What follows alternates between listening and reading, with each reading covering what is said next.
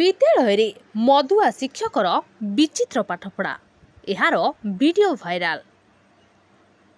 School ना मद आड्डा बोली साधारण रे प्रश्नवाची सृष्टि करिछि।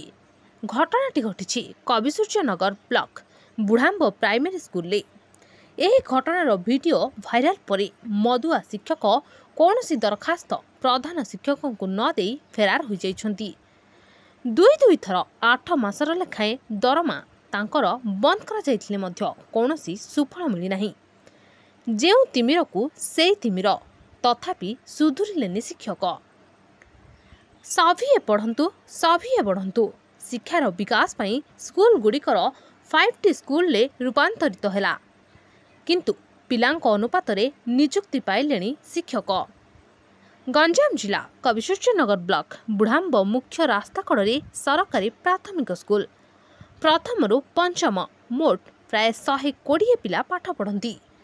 शिक्षादान देउछंती प्रधान शिक्षकों समेत 3 जन शिक्षक।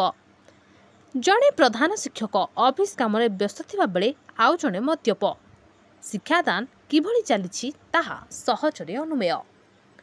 प्रतिदिन मद पी आसुथुबा शिक्षक करुण पात्र गतकाली मदर मात्रा एते अधिक थिला जे क्लास रे सकाळु अपराह्न पर्यंत मदरे चूर होई सोई पड़िथिले।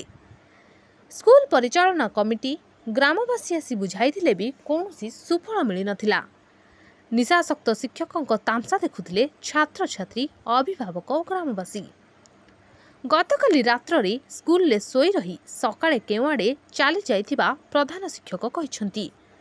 गत जानुआरी 2021 ठारू अगस्ट 2021 एवं मे 2022 ठारू फेब्रुआरी 2023 पर्यंत 2 थर 8 मास लेखाए दरमा एही कारणरू बंद करा जाइथिबा प्रधान शिक्षक राघव चंद्र सेठी कहिसंती।